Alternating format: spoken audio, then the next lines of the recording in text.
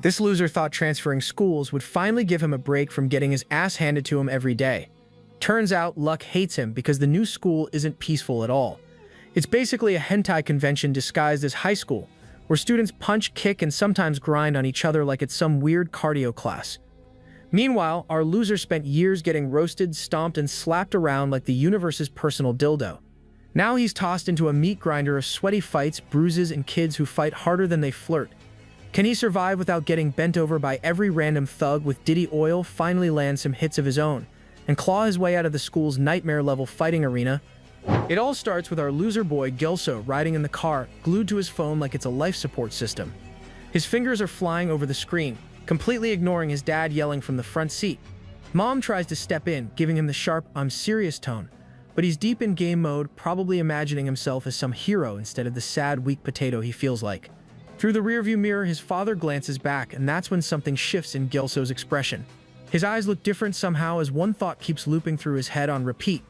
His dad must be ashamed of having such a weak, pathetic son. All those moments of getting bullied flash through his mind like a highlight reel he can't turn off. His mother speaks again, this time sounding irritated, telling him that if kids at the new school hit him or mess with him again, he should just leave. She insists she doesn't want him under any pressure, that he should live however feels comfortable. Gilso mutters something under his breath, calling her a liar.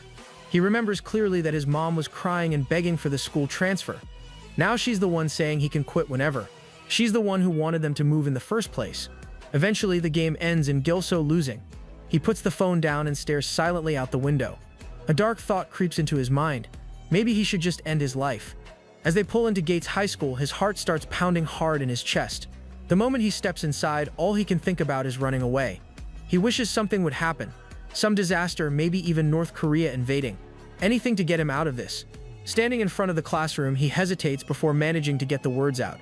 He introduces himself as Gilso, mentions that he is from Seoul, and notes that this is his first time studying here. He lowers his head and mutters that it is nice to meet everyone. Deep down, he wishes time would freeze in that moment. No more awkwardness, no more tension. Then something unexpected happens.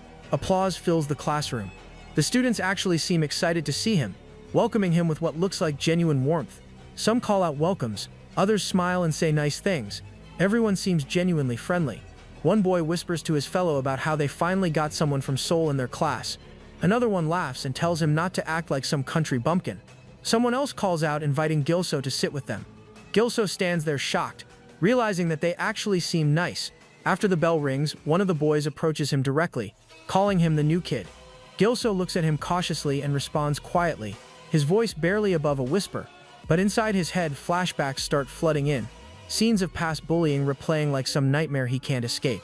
He remembers a boy yelling at him about bringing the wrong kind of bread, threatening him, asking if he wanted to die. But this time, the boy's tone comes out friendly. He places a hand on Gilso's shoulder and introduces himself as Jin, acknowledging that being new means not being used to things yet. He suggests going to the convenience store, offering to show Gilso around the school. Gilso, still tense and nervous, agrees to go along. Outside the store, holding a juice box, Gilso finds himself thinking something that hits him hard. This is literally the first time he's casually gone to a store with someone like this, like an actual friend. Jin starts laughing and points toward his friend, making some joke about the guy's eyebrows. Gilso looks confused, not really getting it. Meanwhile, Jin keeps going, joking around about how that's why the friend's girlfriend dumped him. Gilso cracks a faint smile and jokes that the eyebrows are kind of charming. Jin fires back, teasing that Gilso must have terrible eyesight. The friend snaps at Jin, telling him to worry about his own face first. Gilso watches the students around him, everyone laughing, chatting, casually throwing their arms around each other. Everyone looks so genuinely happy. The thought crosses his mind that maybe, just maybe, he could feel that way too someday. Then he accidentally bumps into someone, and juice spills all over the guy's shirt. The boy reacts, pointing out that it got all over him. Gilso immediately panics, apologizing frantically and offering to pay for dry cleaning, saying he'll see him in class. But the boy just smiles, pats Gilso's shoulder and tells him it's fine, though he appreciates the offer. Then he just walks away like it's no big deal. Seeing that, Gilso stands there stunned. The guy was so kind about it. The thought starts forming in his mind that maybe he can actually live a normal life here. Back in class, Gilso closes his bag and decides that's enough for today. He thinks back on the classroom vibe, where everyone was so chill, so genuinely friendly. He realizes he was probably scared for no reason. A bit of relief washes over him as he thinks that maybe moving here was actually a good thing. Soon Jin approaches and inquires about Gilso's plans for the day. Gilso admits he does not have any. Jin smiles and proposes that Gilso accompany him somewhere, to which our boy agrees. Outside as they walk together, Gilso starts thinking about how they've been walking for quite a while now, wondering where Jin is taking him. He questions Jin about it, pointing out that this place seems pretty far. Jin smiles and explains that he wants to show him a special place, that whenever a new student joins, going there is basically a requirement. Gilso hesitates for a moment, then decides he should just go along with it. He turns back toward the city lights and suddenly realizes just how far they've walked from the inner city. Jin suddenly questions if Gilso has ever tried boxing. Gilso admits he has never. Jin laughs softly and warns him that he will need a bit of courage, noting that they are almost there. As they walk, Gilso notices bruises covering Jin's body. The sight brings back memories of his old school. The bullying, the fear, everything flooding back. He begins to worry that it might be happening again, and hesitates. When he stops, Jin notices and asks about it. He stops for a moment, forces a smile and suggests that he should probably go now, maybe some other time. As Gilso turns to leave, Jin places a hand on his shoulder and reassures him that they are almost there, insisting he take a look, he will love it. Gilso hesitates but ends up following anyway. Together they arrive at this large factory-like building. Bright lights glow from inside the place. A sudden thought strikes Gilso that it was all a lie. The sweetness, the smiles, maybe it was all fake. Maybe he's about to get oiled up all over again. But as soon as the door opens, what he sees leaves him completely stunned. In the middle of a huge fighting ring, two boys are boxing while the crowd all around them screams at the top of their lungs. The air is filled with shouts, the sound of punches landing, bodies dodging, and pure adrenaline pumping through everything. Gilso just stands there frozen. Noticing his reaction, Jin smiles and leans slightly closer, inquiring if he is truly shocked by what he sees. He explains that this is their school's fighting arena, their biggest privilege, only for their students. As Gilso stands there in disbelief, a voice shouts from the crowd, calling out to them. Jin grins and tells Gilso, that's the president of Six Gates High, Jang Chung. Jang looks at Jin and questions who he has brought along. Jin clarifies that Gilso just transferred today and is in his class. Gilso glances at Jang, noting how absolutely terrifying he looks, and wonders if this guy is really just a high school student. In the boxing ring, the boy with thick, heavy eyebrows points at Jin and yells that he's coming for him, insisting he will teach Jin not to make fun of his eyebrows. Gilso is pretty shocked seeing Jin getting ready for the fight, when suddenly the same heavy voice greets him. It's the same tall guy, introducing himself as Jang Chung, the president of the Six Gates High Student Council. As soon as Gilso sees him, only one thought runs through his head, that this guy is huge. All around them boys cheer and shout. They're fighting, but somehow they still look like friends. Jang laughs loudly, noting that this year's freshmen seem interesting. Meanwhile, Gilso keeps wondering who this guy really is. Jang explains that this is the real face of their school. Seeing Gilso's confused expression, he continues, clarifying that there's no bullying here, but there is violence, and it only happens inside this ring. Gilso reels at the revelation while Jang locks eyes with him and acknowledges that Gilso has probably been through a lot. He emphasizes that the school is for people who stand equal in the face of violence. Gilso stares at the ring, repeating the words in his head that they are equal in the face of violence. Then Jang lays out the rules. Rule 1 states that only Six Gates High students may enter. Graduates, dropouts, and expelled students are banned. Rule 2 specifies that every fight is one-on-one, and that no weapons are allowed. Rule 3 declares that the Student Guidance Council serves as referees and decides when a fight ends. With this, he rests a hand on Gilso's shoulder. Suddenly, another voice calls out, asking if the new kid has arrived and where he's been. Gilso turns to see the boy he met earlier, who signals him to come up as they need to settle the cleaning fee. Jang chuckles, noting that Gilso's opponent is already ready, and suggesting he learn while he fights. Gilso tenses, trying to object while Jang continues with Rule 4 that violence outside the arena is strictly forbidden. Any conflict must be settled in the ring. Most importantly, he urges Gilso not to be afraid and to embrace the fight. Now Gilso stands alone in the center of the ring, his heart pounding as the noise of the crowd presses in on him. As he looks around, memories flash through his mind. He recalls being bullied every single day, feeling powerless and afraid. A wave of doubt hits him, and he wonders how he's supposed to find any enjoyment in a fight, especially against an opponent like this. Just then, the instructor raises a hand, signaling that everything is ready and the match is about to begin. Before the match begins, a few boys nearby start whispering. One comments that the transfer student is incredibly unlucky, having to face Kang on his very first day. Another, surprised, asks if Kang is popular, noting he still looks like a first year. The first explains that Kang is the younger brother of a student who just joined the school this year. Kang yells at the transfer student, challenging him to step forward, and warning that he would have gone easy since it's his first fight. Gilso stands frozen, trembling, and questions why he even agreed to this in the first place.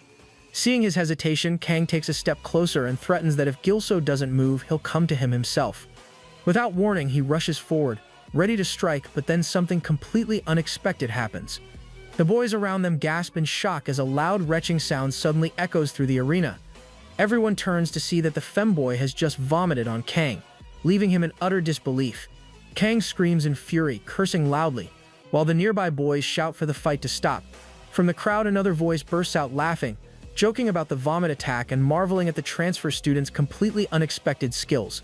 Gilso remains on his knees, hands covered in vomit, thinking about how someone like him, who has never hit anyone before, could ever hurt another person. He can't do this. Later in the bathroom, two boys talk. One admits he skipped the fight yesterday but heard it was wild. The other shakes his head that he missed out on the new kid vomiting and the crowd going insane. Meanwhile, Gilso crouches in a stall, silent, listening, and a sinking feeling spreads through him. He thought this was supposed to be a normal school. As the boys move past, one suggests a few rounds after school, and the other nods, craving the thrill. After they leave, Gilso reflects on what this fighting arena really is. He recalls Jang's words, "Don't be scared, just enjoy it." But he knows he can't even lift his hand to hit someone. Then the thought hits him that violence isn't allowed in school. What if he simply refuses to go to the fighting arena?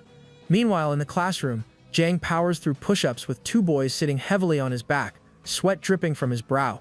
As Gilso walks in, his jaw drops, completely stunned by the display. Jang laughs loudly, shouting that he's finally reached 1,000 push-ups and joking that next time he'll take 3 boys on at once. Pause. Gilso can only stare, unable to believe someone like this could be a high schooler. Noticing him, Jang locks eyes with Gilso, daring him to speak. After a brief hesitation, Gilso admits that he wants to know more about the fighting arena. The room immediately bursts into teasing, the boys laughing and jeering at his curiosity. Jang joins in, mocking him further by hinting that Gilso only has one real talent, and that's vomiting. A boy at the back cheers loudly, calling him Vomit Boy and claiming a kind of fandom after yesterday's chaos. Another boy shouts to see if he'll be showing up again today. Gilso bows his head, shaking it firmly, and declares that he won't enter the arena anymore. Hearing this, silence falls over the room like a hammer. Jang folds his arms, unimpressed, and points out that Gilso isn't even injured, implying that his retreat is purely out of fear rather than necessity. Gilso shrugs, claiming that he doesn't want to hit anyone and doesn't even find any fun in something like that. Hearing that, Jang steps close, grips his face, revealing that this means he can hit Gilso without limits. Gilso freezes, confused, while Jang moves aside and announces to the room that as school president, Gilso is officially outside the protection of the fighting arena. Gilso just stands there with disbelief written across his face.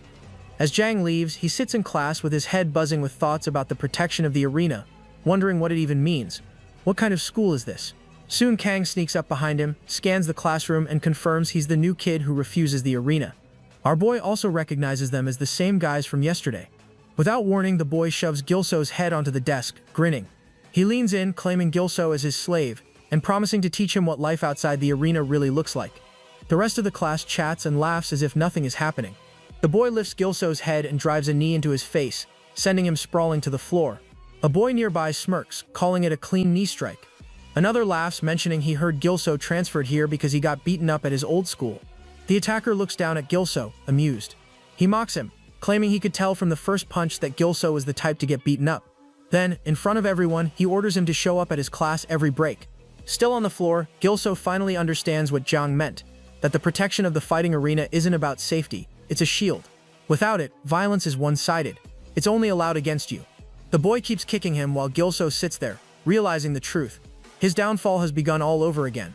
After the beating, our kid goes straight to the staff room and reveals to his teacher that he wants to drop out, which surprises the teacher since it's happening after just a week. Gilso sits at his desk, explaining that he's already focusing on his exams and that it's what matters most. The teacher sighs, unable to change his mind, and tells him to do what he thinks is best. Gilso lowers his head with guilt pressing heavy on his chest. He's tried everything, but it wasn't enough. His parents don't deserve a failure like him. As he walks out of the school building, a quiet thought settles in. His nightmare is finally over. Starting tomorrow, life goes back to normal. Just as he thought it was over, Jang appears in front of him. His expression is sharp, his tone demanding, questioning why Gilso isn't fighting and what his problem is. Gilso flinches, caught off guard, and apologizes to the school president, though in his mind he knows someone obsessed with fighting would never understand. Looking down, he admits the truth that he has trauma. He was beaten mercilessly at his last school and reached his limit. He just wants to quit, but he really did try. Jang's grip lands on Gilso's shoulder, and with his angry voice, he calls Gilso even more pathetic than he had imagined. Meanwhile, Gilso stands frozen, stunned by the venom in his words. Jang scoffs at the idea that anyone needs to be a pro fighter. Skill doesn't matter. If someone has no teeth, they fight with their gums. No strength, fight with guts. That's what a real fight looks like. Gilso stares with disbelief written across his face, while Jang steps closer, gripping his collar, growling that right now, Gilso doesn't even have the courage to protect himself. Tears prick Gilso's eyes as he wonders why Jang is doing this, what he could have done wrong. Rage laces Jang Chung's words as he fires a warning that life outside isn't all rainbows and sunshine. Quit now, and Gilso will stay a loser forever. Later, Gilso walks down the street, lost in thought, when a voice calls from behind. He turns to see Kang and his friends blocking the way. Kang laughs, mocking Gilso for trying to leave school without telling anyone, and Gilso's chest tightens at the thought of how they even know. Kang steps closer, reminding him that leaving won't change anything. Someone has to be his punching bag. And ever since Jang started the fighting arena, he hasn't had a single one. His tone hardens, a hand pressing onto Gilso's shoulder, signaling that running won't end anything. Night falls. Kang and his friends drag Gilso into an alley, beating him without mercy. One laughs at how solid a toy he makes. Another sneers, calling him the biggest loser among the 6 gates. Blood trickles down Gilso's face with his body trembling, his mind screaming that he can't take much more. Meanwhile, Kang's laughter echoes behind him, reminding him he should consider himself lucky, because back when his brother ran the old 6 gates, Gilso would already be dead. Lighting a cigarette, Kang glances at his phone, checking the address his boys had given him. Hearing about the address, Gilso freezes with his eyes widening in panic. Kang grins, noting that Gilso lives somewhere fancy, then shouts the full address for everyone to hear, claiming that they'll meet there next time. Since Gilso refuses the arena, Kang smirks, claiming they'll have to catch up elsewhere. Hearing that, Gilso struggles to rise, but the others grab him, dragging him down. Panic sets in as he realizes how much danger his address has put him in. Kang leans in with his phone raised, signaling that Gilso better hold still, or else a picture of his battered face will be sent to everyone. Tears blur Gilso's vision, as he questions why this is happening, what he ever did to deserve it. He thought it was over. He believed the hellish chapter of his life had ended, but now it feels like an endless pit swallowing him whole. Every time he tries to climb out, the boys drag him back down, harder each time. Helpless, bleeding, and terrified, he wonders what he can do to escape this living nightmare. Just then, Jang's words echo in Gilso's mind, about not needing to be a pro fighter and fighting with guts. That last line hits him hardest right now that he doesn't even try to protect himself. Kang grips Gilso's face with his phone raised. He laughs at Gilso's screams and tells the others to hold him tighter, because it's hilarious. Tears sting Gilso's eyes as panic and anger collide. He can't understand why this keeps happening. Instinct takes over as Gilso snatches Kang's phone and flings it across the alley where it shatters on the ground. Fury surges through him while his mind spins, wondering what he even did wrong, as Kang yells at the others, furious that Gilso escaped and destroyed his phone. Still pinned, Gilso recalls Jang's lesson that guts matter more than strength, and instinct drives him again. He bites Kang's hand, drawing blood and forcing a scream, holding on with pure defiance. Kang slams him into the ground, clutching his wounded hand, rage dripping from every movement. Gilso sits there, blood on his lips and eyes blazing, daring Kang to feel the pain, claiming that even if he dies, he'll take Kang down with him. Kang is shocked and enraged that a rat like Gilso dared to bite back. He orders his boys to grab him, but Gilso refuses to go down easily. He fights back, throwing punches while remembering Kang's words about not needing to be a pro to fight, which gives him the confidence to do whatever he can. Seeing the bruise on his hand shocks Kang, and he orders his men to take Gilso down. As they charge at him, Gilso bolts, using the chaos to his advantage. In the next scene, Gilso steps into the fighting arena with determination written across his face. He looks straight at the school president and signals that he's ready to fight. Behind him, his bullies have already gathered, waiting eagerly to see him fail. From the sidelines, Jang watches with a faint smile, realizing that this kid is far more interesting than he initially thought. As the arena hums with anticipation, Gilso and Kang face each other across the ring, the crowd's murmurs adding to the tension. Nearby, a student named Park mutters that if he were in Kang's place, he'd finish the fight quickly. Another boy places a hand on his shoulder, warning him to stay quiet. The three of them exchange uneasy glances toward Jang, knowing they may have pushed things too far. Without warning, the fight begins. Kang drives a sharp kick into Gilso's stomach, forcing him to double over, and follows up with a punch that sends him stumbling aside. Smirking cruelly, Kang lands another hit squarely on Gilso's face. Blood spills from his mouth as he crashes to the floor, dazed and gasping for air. Hovering over him, Kang stands with disdain, mocking Gilso's pesky attempt to fight back. But even lying there, Gilso lifts his head and meets Kang's gaze with his eyes burning with quiet defiance. Kang notices the look in his eyes and growls furiously, demanding to know how he dares to look at him like that and telling him to lower his eyes. Kang slaps him hard across the face and continues saying that losers like him who forget their place and try to climb higher, this is what happens to them. Kang keeps striking Gilso, mocking him to stay in his place if he's such a loser. Each blow lands harder than the last until a final kick sends Gilso crashing into the arena wires. The freshmen watching whisper in shock, some saying Kang's cruelty is unreal while others wonder if Gilso might actually die at this rate. Kang pauses for a moment, catching his breath and wondering if he went too far, but before he can think more, Gilso starts to rise. Kang stares in disbelief, unable to understand how he's still moving after that beating. He steps closer, threatening him to stay down, but Gilso only meets his gaze and dares him to go ahead. For a second, Kang freezes, stunned by the resistance. Then Gilso's eyes flash red and his whole demeanor shifts. He grabs Kang by the hips and drives him backward with raw force, shouting that after all the pain he's endured, death would be easier than this. The slam shakes the ground as Kang hits the floor.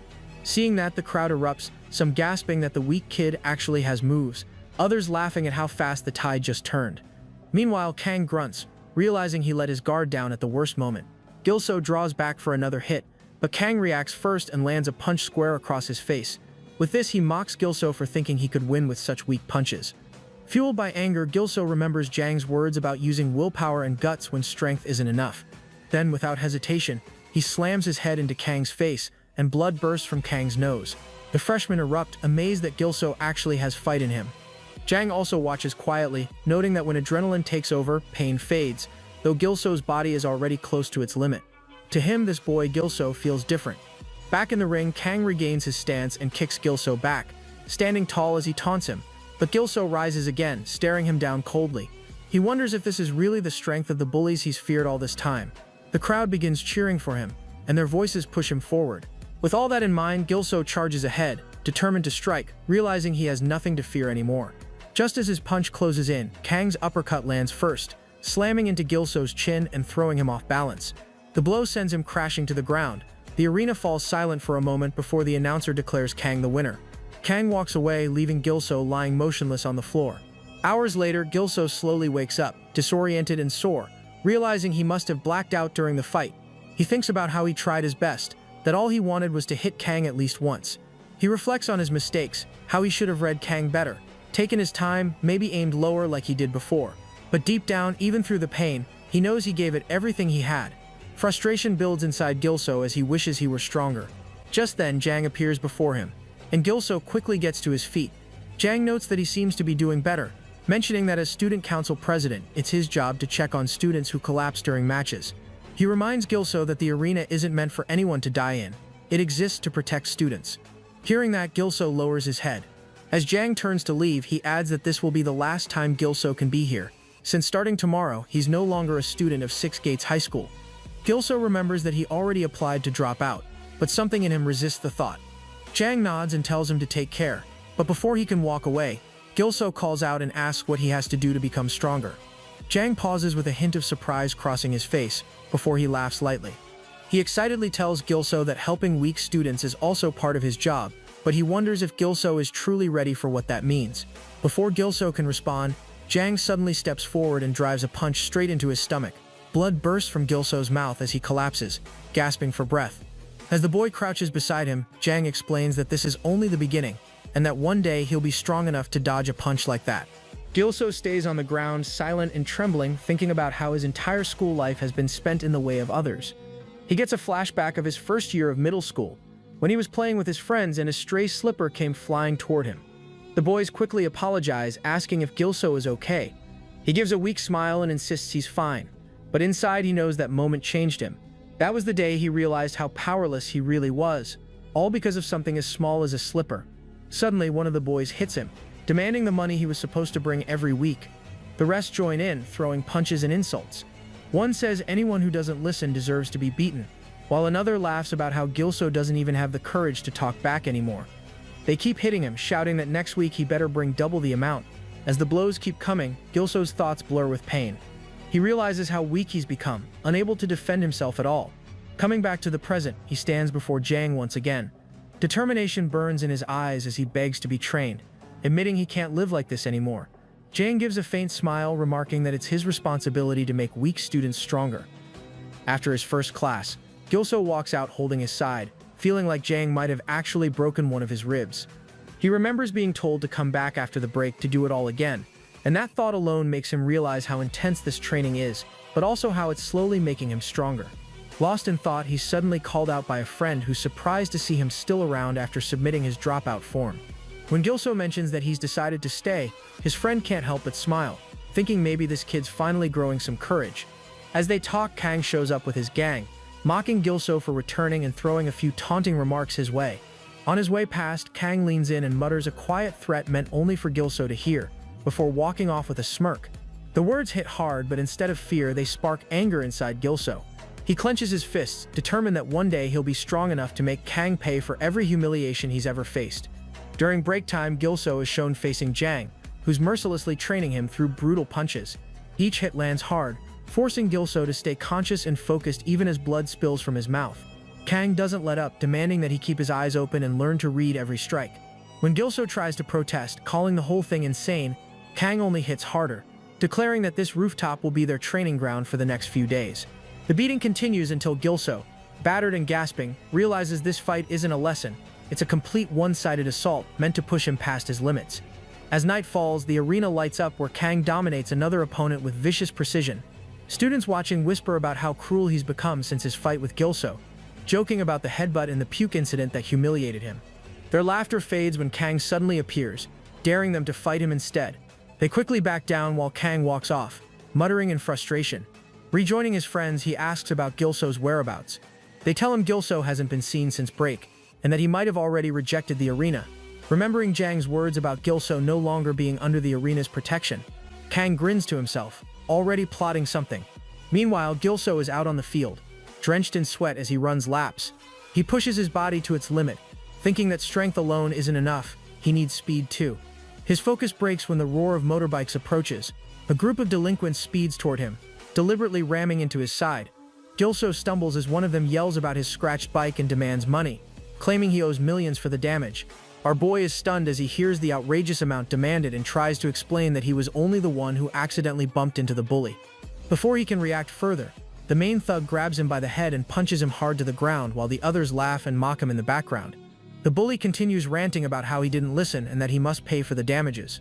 Surprisingly, our boy feels no fear at all despite the beating and the threats. He also remembers Jang's brutal training and how much pain he endured. Gathering his courage, he breaks free and throws a punch straight at the bully's face, shouting inside that he won't be afraid anymore. But the bully easily catches his fist, showing no reaction at all.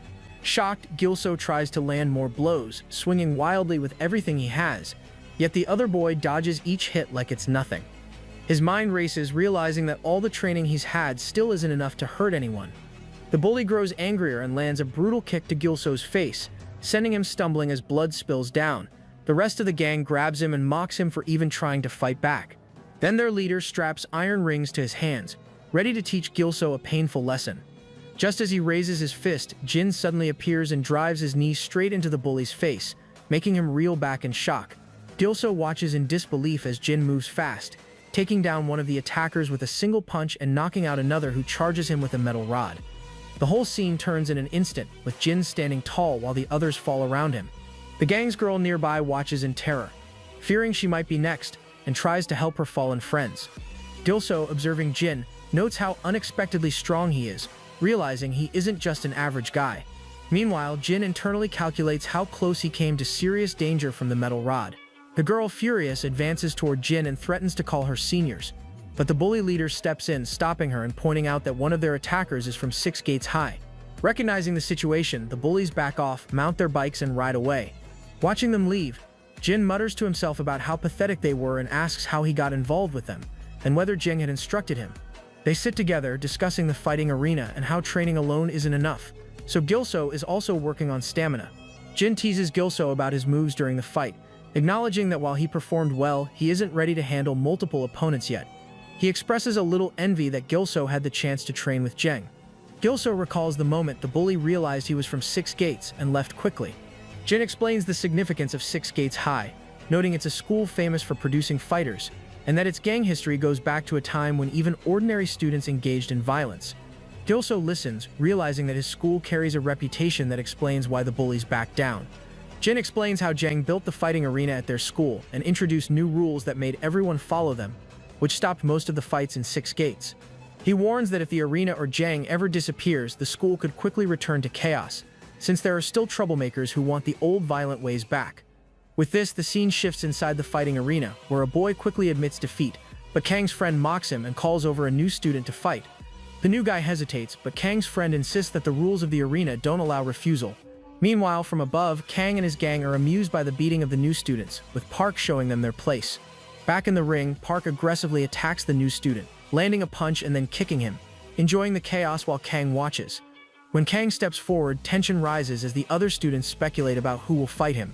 Kang points to a boy and insists he step up, explaining that no reason is needed to fight and that simply being there is enough to challenge him.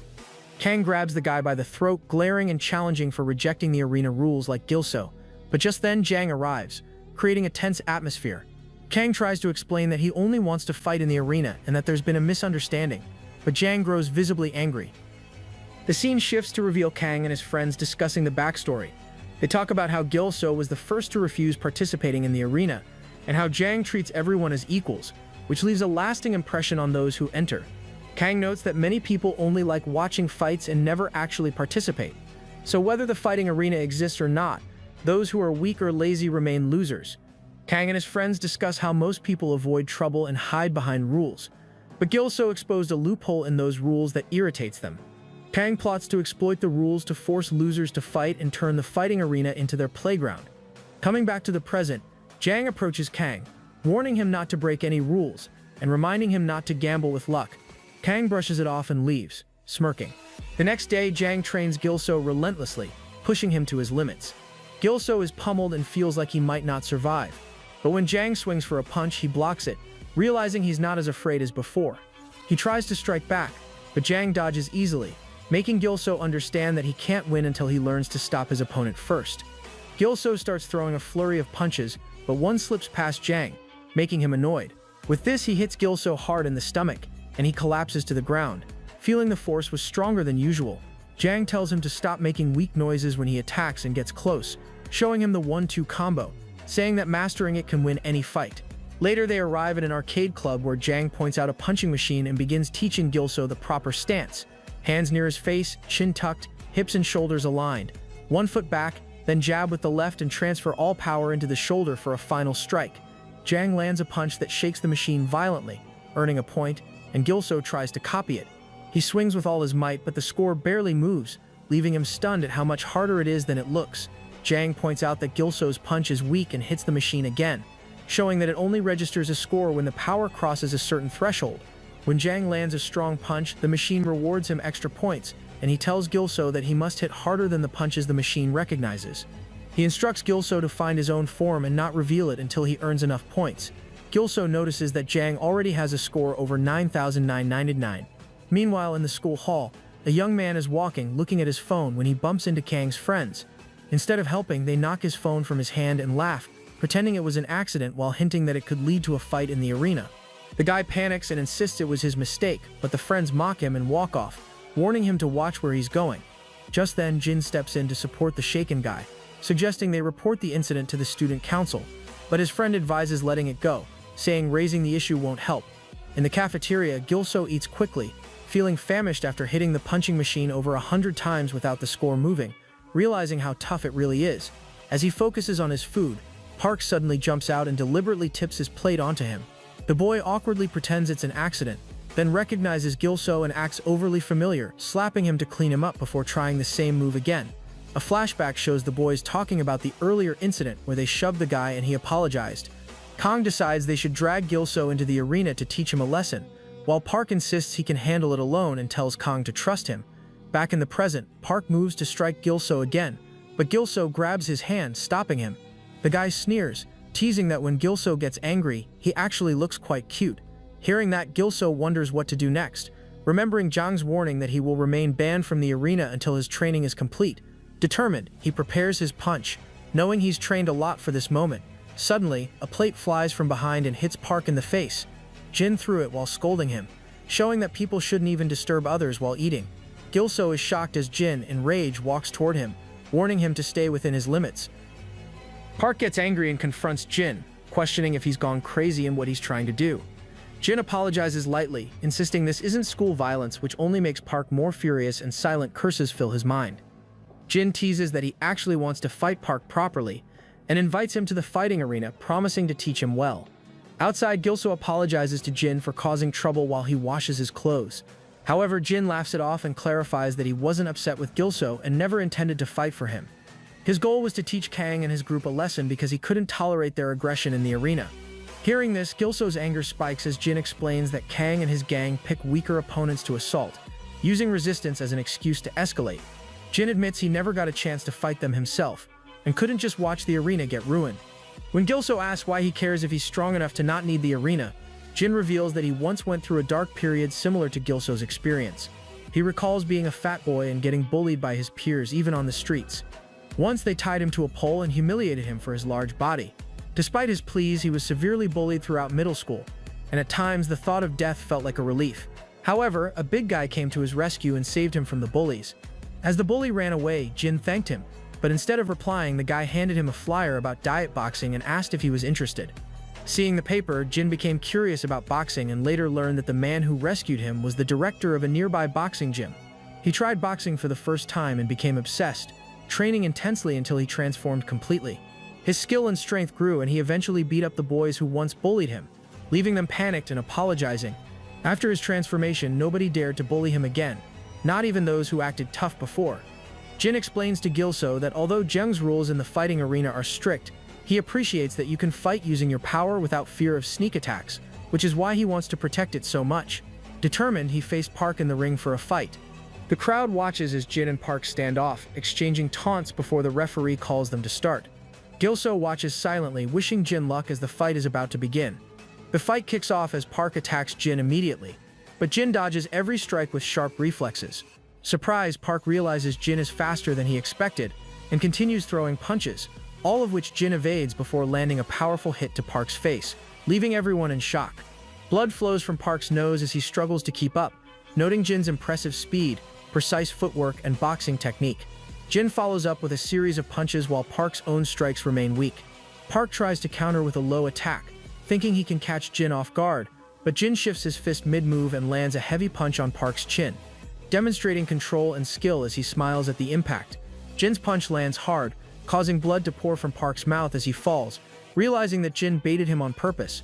The crowd erupts with excitement, and Gilso watches, thrilled at how strong Jin really is, noting that Park hasn't landed a single blow.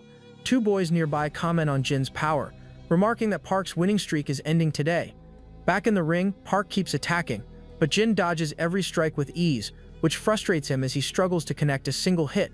Jin then counters with precision, showing Park that his wide attacks are ineffective, and lands another powerful punch to his face, leaving him reeling. Jin lands a strong punch that knocks Park back, telling him that the fighting arena isn't for those who are weak and that he should stop picking fights. Park looks at Kang standing nearby, and despite being struck, steels himself, smiling as he admits that Jin is better at boxing.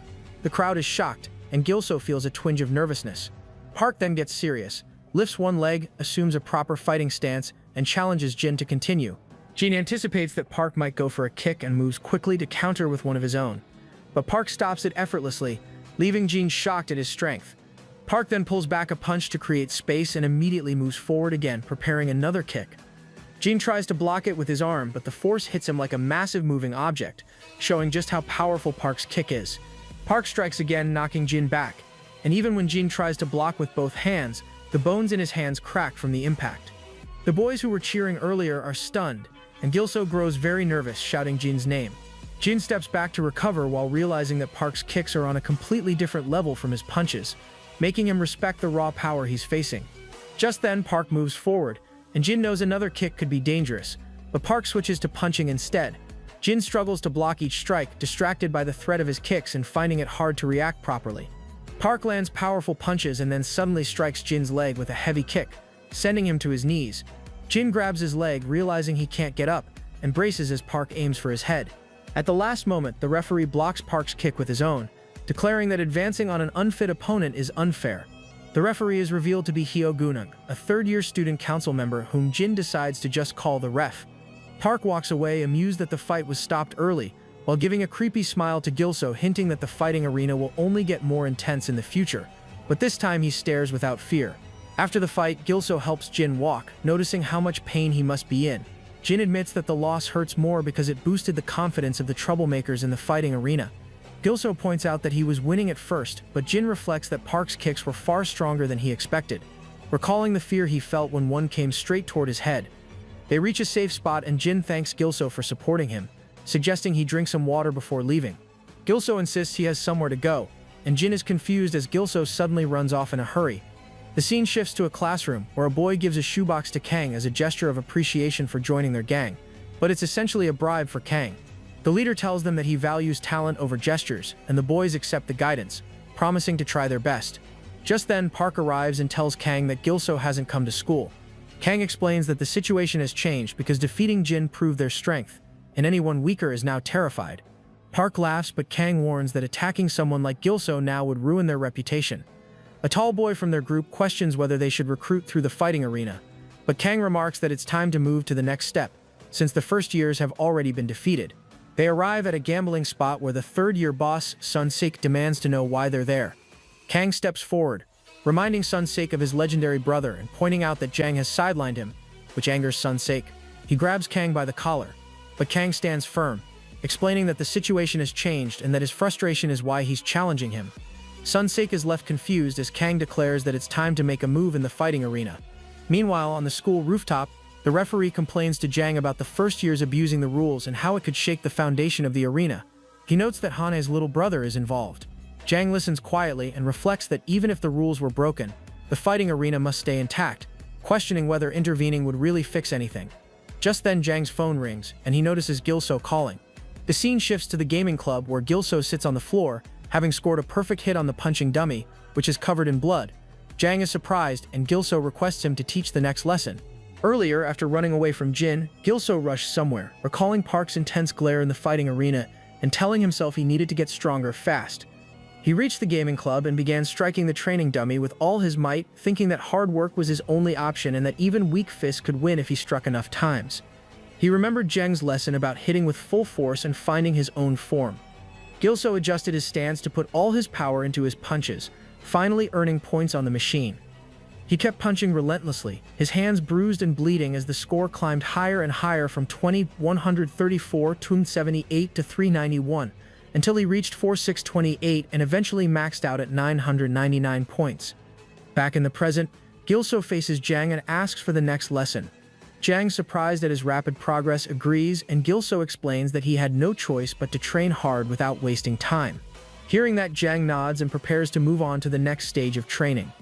Jang instructs Gilso to prepare for the next, very challenging part of his training. Gilso collapses against Jang's chest from exhaustion, and he smiles, noting that rest is also part of training. Next night at the fighting arena, Park looks around, surprised by the small crowd, and mocks the few spectators. Suddenly, Choi Sok, a second-year student council member, appears and steps forward, ready to teach the disrespectful first-year a lesson. Park grows uneasy at the sight of him. Choi points out Park's dragon tattoo and criticizes him for fighting over trivial reasons. The referee watches silently, thinking that the situation can't continue unchecked, ready to enforce justice if needed. Just then, the door suddenly opens and everyone turns. Sun Sok, the third-year student, enters with his followers, ready to stir things up in the fighting arena. The referee immediately grows furious at his presence, but Sun Sok brushes it off, claiming he's still a student and here to fight. Kang steps in behind him, teasing and challenging the referee, while pointing out that new faces make the arena more exciting. The scene shifts to a dark reconstruction site where Gilso steps in, uneasy about the eerie atmosphere. Jang's voice comes from behind, and Gilso turns to see him standing by the gate. Catching his attention, Jang starts explaining the history of Six Gate High School, how it became the strongest school after dominating the Jungmyeong area, and how the other schools scattered. Gilso listens, confused, wondering how this ties into his training. Jang then points out that they are now standing in the territory of Jinsang Technical High School, a group of real punks, leaving Gilso shocked. Jang laughs while explaining that even though schools no longer officially fight, entering another school's territory is a provocation. Gilso grows alarmed as he suddenly slams the main gate shut and orders him to find the other open gate using his own strength, leaving him shouting in frustration. Suddenly, a motorcycle roars up and a biker appears, questioning who's shouting so loud in their territory. Gilso freezes as the biker smirks and recognizes him as a Six Gate High School student. These are the same boys who bullied Gilso on his way home. Memories of the past flash back, including the girl who had almost attacked Jin, reminding him that these are the strongest first years from Jinzhang Technical High School. This time, though, the girl warns him that things are different. One of the boys steps forward with a grin, slipping on his brass knuckles and mocking Gilsu, but pauses slightly, surprised by his calm glare. He mockingly wonders if the boy has anything to say before he beats the living crap out of him. However, he doesn't know that Gilsu is muttering all the basics he learned about boxing and getting ready for an attack. As he gets into his stance, instructing himself, he throws a light upper punch that barely connects, then follows up with a powerful punch that sends the boy flying and crashing to the ground with blood pouring from his nose and mouth. The other three freeze in shock while Gilsu smiles proudly, realizing his technique is finally working. Back in the ring, Sun Seok dominates Choi, holding him by the throat as he desperately pleads.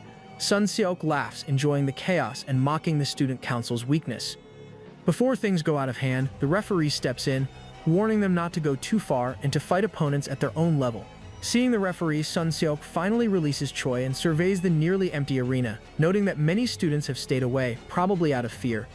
Despite this, Sun Seok continues roughing up Choi while laughing, and the referee notices Kang smiling nearby, wondering if this is what Kang planned by bringing in Sun Seok. From the sidelines, Kang challenges Sun Seok to hold a proper scheduled fight instead of causing chaos in the fighting arena, and hints to the referee that he no longer needs to protect the empty arena. The referee struggles to contain his anger as Sun Seok demands a real fight elsewhere, provoking even more frustration. Back at the school grounds, Gilso takes control in the territory, breaking a boy's nose with a punch and smiling at his success. Another boy tries to hit Gilso but gets sent flying, and a third boy meets the same fate. The group is shocked and panicked, realizing this might be the same formidable kid from before, while more boys arrive yelling to drag the 6th-gate high student out. Gilso freezes when he sees so many guys and realizes he can't fight them head-on, so he decides to use a tool. He jumps onto a guy's bike, perching on the side as the boys shout and laugh at him struggling to ride it. Then he lets go, letting the bike barrel through the group, forcing them aside while he pushes through and beats up anyone in his way. Someone yells to grab him, but Gilso keeps moving, thinking about how much he misses the fighting arena. Spotting a tall building ahead, he heads inside with the other boys following him. As our boy reaches the top of the stairs, he holds his ground and dares the others to come at him as they arrive. One by one they climb up, but Gilso lands heavy punches that knock the first two down, slowing the others behind them. On the narrow stairs, he uses the high ground to his advantage, taking them on one at a time while thinking he might escape if he keeps this up. Just as he feels hopeful, a boy from above comes down with a powerful kick that knocks Gilso to the floor. Doing that, the attacker complains about being interrupted mid-meal by someone in a 6th-gate uniform. Gathering himself, Gilso spots a tough guy on the upper floor and rushes to attack, but he takes a hard punch to the face and realizes this guy's strength is on another level. The boy orders the others to beat Gilso within 10 minutes, then leaves, leaving Gilso to face a group of punks suddenly encouraged. One swings a bat while another kicks him, but Gilso blocks and dodges with both arms, thinking this fight won't get him anywhere. The senior starts walking down the stairs, complaining about how useless the first years are. However, to his surprise, Gilso manages to fight his way down, jumps from above, and smashes his head against him, injuring him before tumbling to the floor. The senior shouts at his boys for failing to stop Gilso, threatening them furiously, but Gilso laughs and uses the chaos to escape the building. He spots the rear entrance and heads for it, but the roar of a motorcycle behind him makes him pause. The biker stops in front of him with someone tied to the back, revealing the motorcycle's owner. Smirking, the rider mocks Gilso for defeating his boys and laughs at his appearance, calling him cute. This boy is Hwang Hyukjin, the boss of Jinsang Technical High School. Gilso watches in anger as the boss drags someone behind his motorcycle and thinks this is pure psycho behavior. The rest of the boys who were chasing Gilso finally catch up to them. The boss greets them casually and notes they must have lost to Gilso too based on their appearance. He orders them to wait while he gives them the same love he just delivered to the boy he dragged. One of the seniors protests and insists they can handle Gilso themselves. This angers the boss enough that he releases a powerful aura that moves like a snake while warning them not to touch his prey. The display frightens all the other boys into silence. Meanwhile, Gilso takes this moment to assess his opponent and realizes this must be the boss of Jinsang Technical High School. He notices the boss is shorter than him and less muscular than Jang, which makes him think he might actually be capable of winning this fight. He decides not to waste time and remembers Jang's advice about using 1 and 2 combos against any opponent. With this, he moves forward and attacks with a back fist, but the boss dodges by bending down. Doing that, he laughs at the attempt and calls Gilso cute before grabbing both of his legs. The boss's grip shocks Gilso as he feels the incredible strength behind it. Before he can even react, the guy slams him hard into the ground, making him bleed. Laughing at his own brutality, he tells Gilso not to pass out yet since they're just getting started. Then, without hesitation, he grabs Gilso with both hands and slams him down again, this time with even more force, causing further injuries. As the pain overwhelms him, Gilso begins to fear he might actually die from the beating. Nearby, one of the boys who had been chasing him earlier laughs at the scene, commenting that the hospitality is going well and questioning why Gilso even came here. Back at the fight, the boss lifts Gilso up by the collar, mocking him to struggle more because of how cute he looks. In response, Gilso kicks him hard in the face and calls him a midget, asking why short people keep calling others cute. Then turning the insult back, he calls the boss cute instead. What is this foreplay? This immediately sets the boss off, and he angrily repeats the word back at Gilso. Watching from the side, the senior boy becomes frightened and remarks that Gilso really wants to die. Another boy, confused, asks what the problem is, prompting the senior to explain. He reveals that the boss was bullied for being short when he was younger. Because of this traumatic past, no one is allowed to use the word cute around him under any circumstances. The sudden shift in atmosphere throws Gilso off, as he watches the boss's demeanor change completely. Determined to fight back, he forms a fist and tries to attack, but the boss climbs onto him with both feet, laughing and telling him to enter his hell. Without pause, the boss takes Gilso down to the ground and wraps his legs around him in a hold that prevents Gilso from breathing or moving. The boss laughs and thanks him for being such a cute and tasty meal. The senior, watching nervously, announces that the triangle choke from hell has started. He explains how this technique works like a snake coiling around its prey to suffocate it. He details that anyone caught in this move becomes helpless since they can't use their arms or legs while getting beaten, and can't escape until they lose consciousness. The boss continues to beat the ditty out of Gilso while laughing and asking if he still thinks he's cute. Gilso realizes through the beating that this fight exists on a completely different level compared to his previous encounters, and genuinely feels like he might die. The other boys react in shock as they watch Gilso attempt to lift both himself and the boss off the ground. Even the boss seems surprised at this unexpected display of strength. Despite the effort, Gilso realizes he can't break free from the hold. Amused by his struggle, the boss laughs and calls him cute again, spinning as he declares that Gilso now belongs to him forever. Then, with force, he brings them both back down to the ground.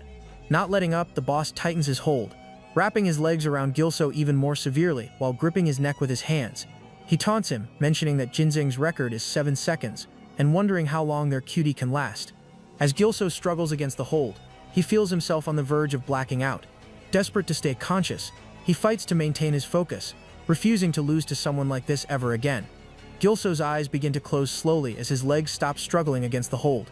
The boss releases him and laughs while calling him cute again. He grabs Gilso's clothes and drags him away while commenting on how fun this is and announcing his intention to play more with him. The senior takes advantage of the situation, sneaking away with the others, since the boss seems to have lost interest in them. He urges everyone to leave quickly, warning them to go while they still have the chance. Meanwhile, the boss drags Gilso toward Jinsang, unaware that Gilso hasn't actually passed out. As his eyes open slightly, memories from his past flood back, and he recalls the fainting game his bullies used to play on him before his transfer. The flashback shows boys surrounding Gilso from all sides, one of them laughing about how his eyes are rolling and how long he lasted. He reflects on how people used to bet on his endurance, finding entertainment in his suffering. To survive, he explains that he relied on using his pinky finger to protect his carotid artery, a weak person's method of survival. Back in the present, Gilso spots a stone and picks it up. The sound catches the boss's attention, making him look back just as Gilso thinks about how this blood represents a miracle born from his past pain. Seizing the moment, he slams the stone hard into the boss's face, knocking him down. The commotion draws cries from everyone around them, shouting in alarm for their seniors. Gilso seizes the opportunity and runs away, glancing back as he thinks he knocked the boss out. Determined, he focuses on reaching the gate to escape. Suddenly, the boss calls after him like a snake chasing prey. The voice startles Gilso, freezing him for a moment. Before he can react, the boss closes in, insisting they should play together, moving dangerously close. Panicking internally, Gilso wonders how the boss can still move after being hit with a stone, but he notices he's almost at the exit. Just then, a commanding voice cuts through the tension, and a lion's aura appears on the scene. It's Jang, arriving like the king of the jungle, before whom every animal seems insignificant. The boss halts immediately, calling out his name. Jang glares at him, identifying him as Huang Hyukjin from Jinsang Technical High School. He warns that any next attack will be considered an attack against all of Six Gate High School. The boss realizes that one of his feet is already outside the gate, while the other remains inside, meaning he has technically left Jinsang's territory. Huang speaks, mentioning that something felt off, and referring to their connection to Gilso. He expresses his excitement, wanting to fight Jang Trung as well, and moves forward to attack, declaring that Six Gates' era has ended. Without hesitation, Jang delivers a tremendous punch directly to his mouth, drawing blood. Even Gilso watches in shock at the sheer force. Commenting on the situation, Jang says that the kids from Jinsang Technical High School haven't made any progress and only behave properly after getting hit. Turning to Gilso with a smile, he explains that he's already gone through this stage. He notes that only the last step remains and instructs him to come to the rooftop starting tomorrow. Gilso smiles in response, feeling a mix of relief and anticipation. The next morning, Gilso walks straight into class brimming with confidence and calls out his bully to the arena after school, trash-talking that he's dead meat. Deep down, he knows he still hasn't learned the final part of Jang's training. Just a few moments ago, Jin was getting bullied by Park and his gang, even with his broken arm. Ignoring his injury, Park mocked him, slammed him to the ground, and began stomping on it while the other students watched nervously. Meanwhile, Park's gang was loving every second of the chaos. Despite the pain, Jin reminded them that they were breaking the rules, but Park didn't care. Just as he raised his hand to strike again, Gilso appeared and blocked his arm. This is when things escalated, with Park challenging him, telling him to meet at the arena after class to settle things once and for all. Park laughs when he sees Gilso and mockingly calls him their vomit boy while grabbing his hand. As he looks closer, he notices the bandages wrapped around Gilso's arm and teasingly asks if he's been training alone to learn how to guard. Annoyed by the comment, Gilso jerks his hand away and angrily challenges him to a match in the fighting arena.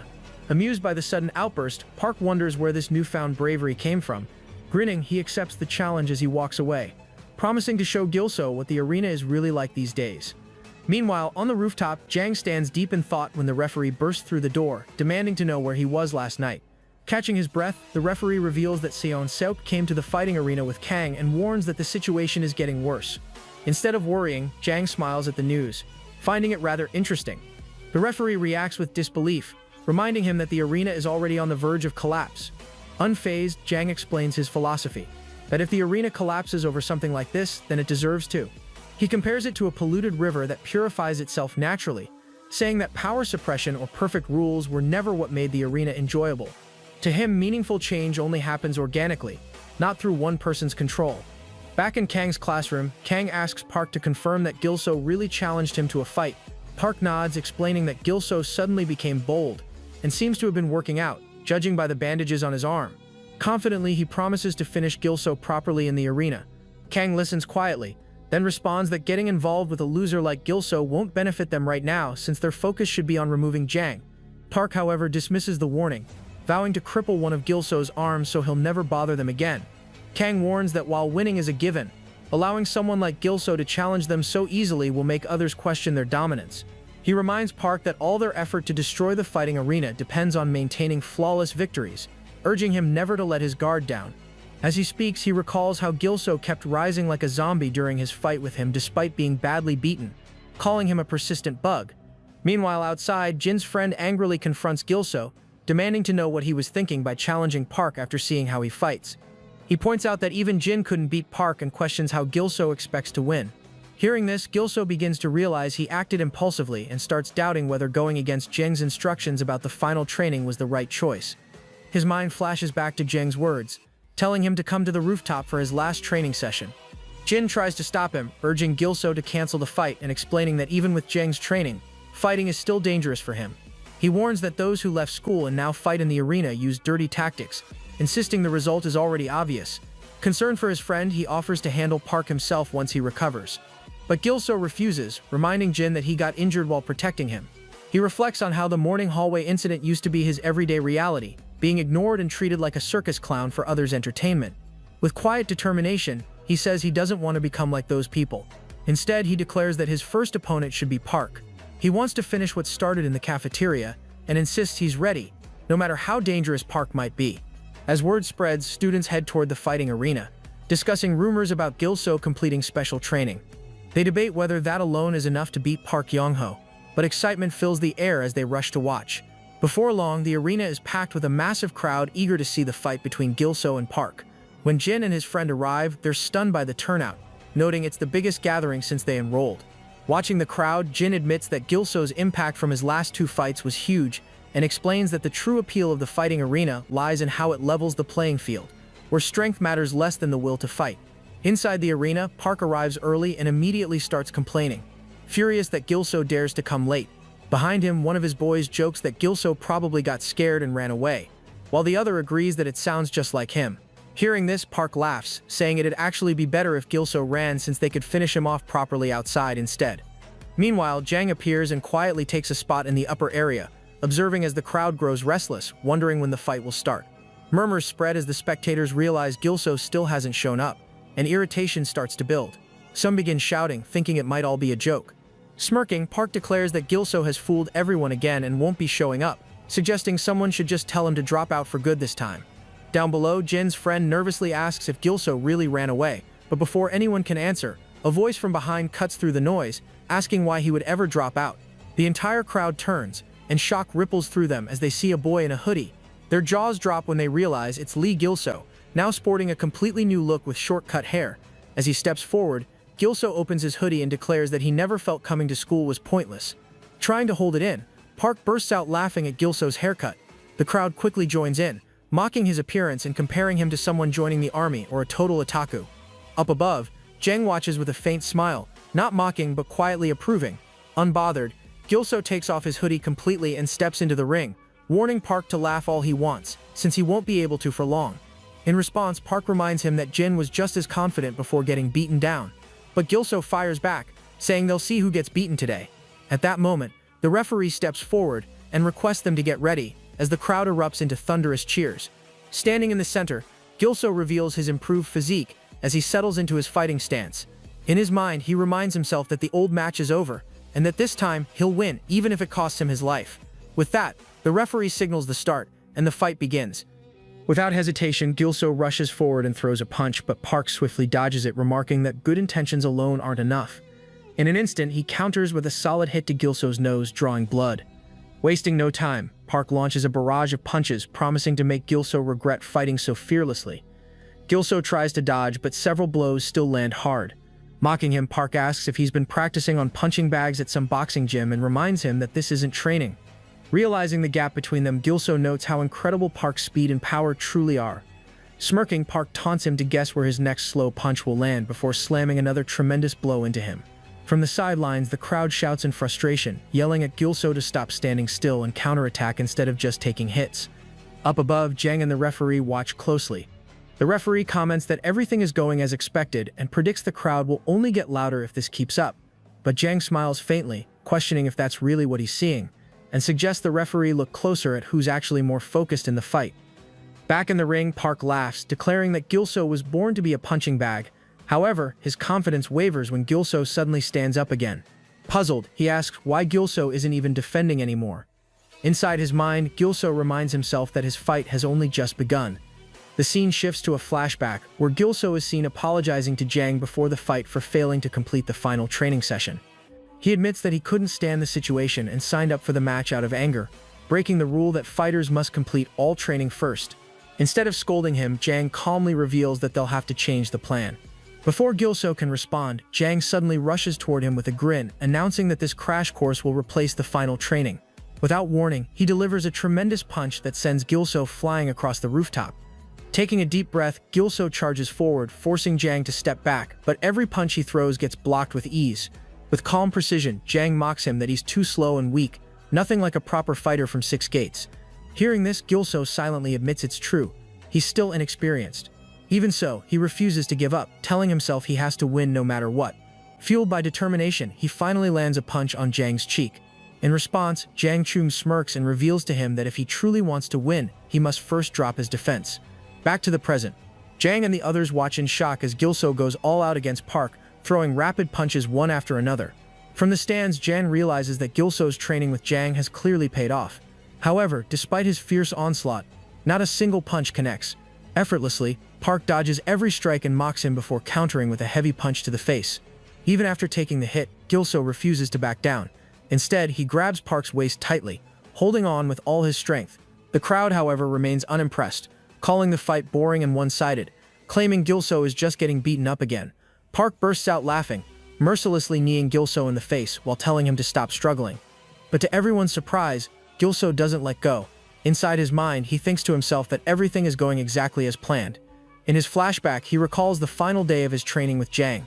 During that session, Jang had told him that once he drops his guard and learns to read his opponent's movements, that's when the real fight begins. At the time, Gilso had tried to grab Jang's waist the same way he's doing now, only to get beaten down again and again. Each time, Jang reminded him that predicting an opponent's next move is difficult, but it becomes easier once they stop moving. Gilso throws a punch that lands squarely on Jang's face during training. However, Jang barely flinches and calmly explains that holding too tightly only leaves him open to counterattacks.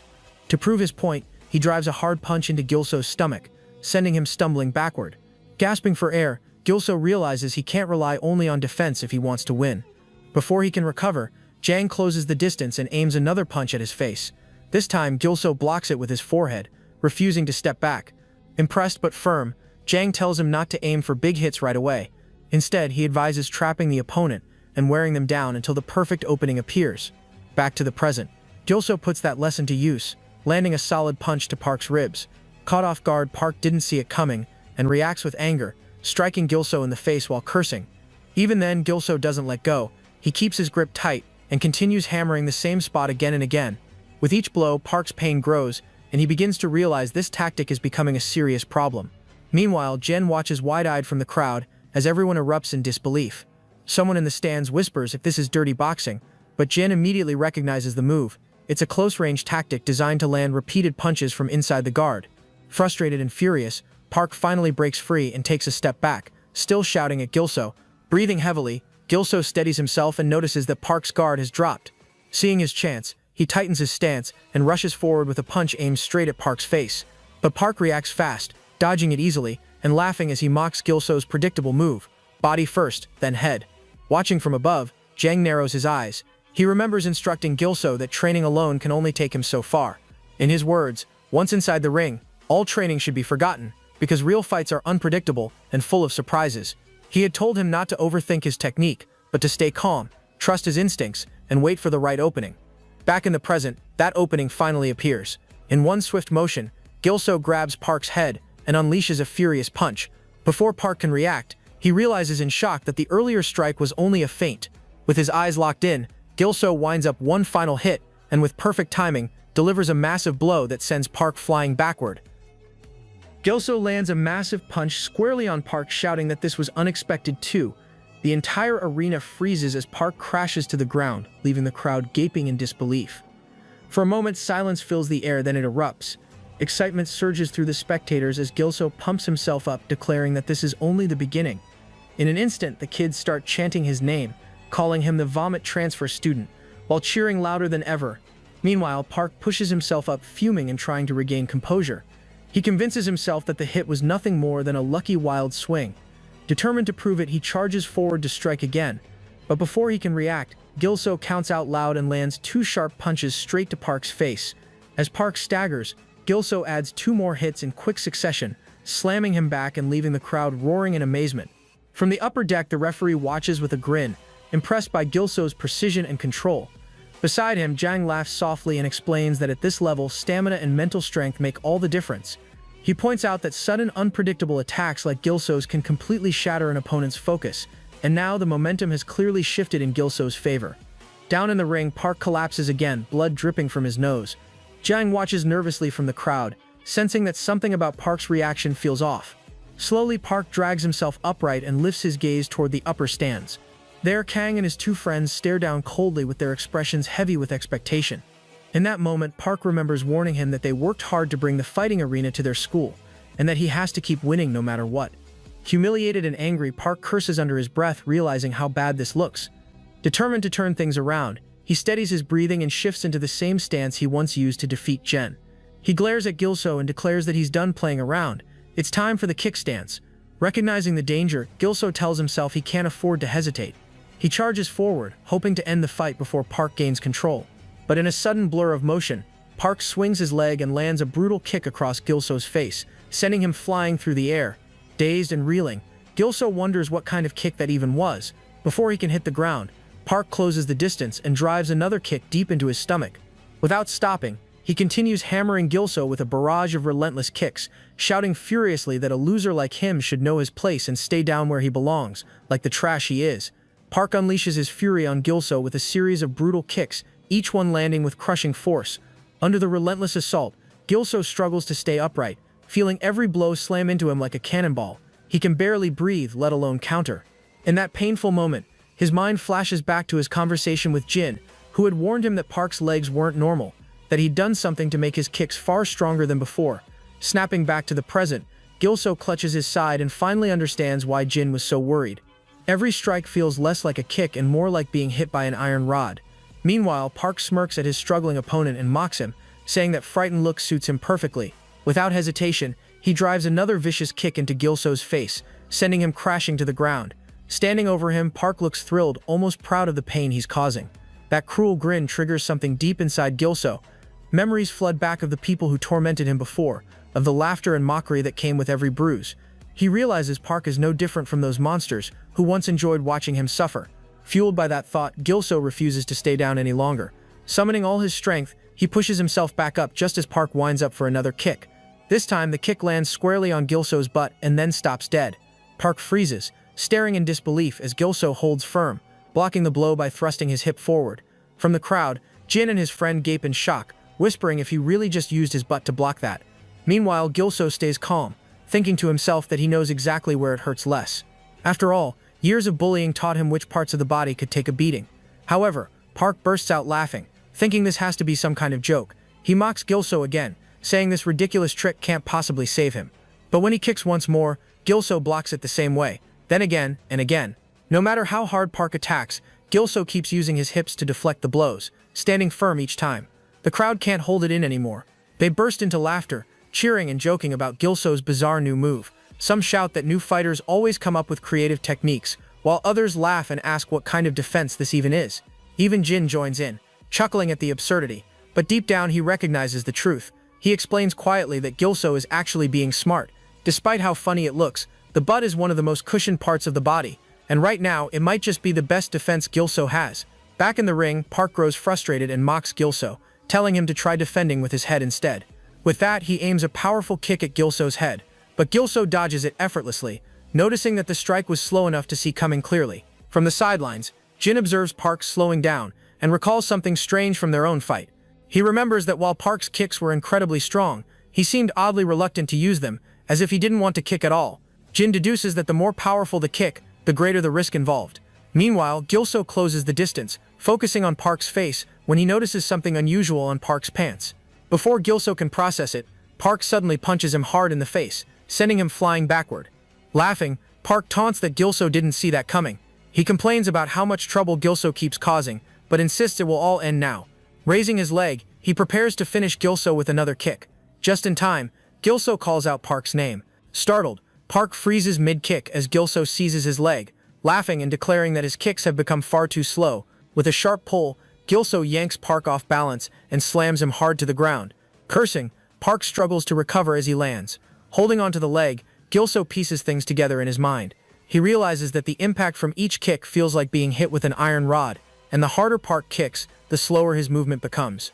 During those slow strikes, Gilso had noticed a strange glint inside Park's pants, right along his leg. Acting quickly, Gilso grabs at Park's pants. Internally panicking, Park desperately hopes Gilso will stop. But before he can react, Gilso tears the fabric and shouts angrily that he's caught him. As he tears his pants, it reveals a metal band strapped at Park's leg. The crowd erupts in shock the moment they see an iron band strapped to Park's leg. Realization hits Gilso immediately.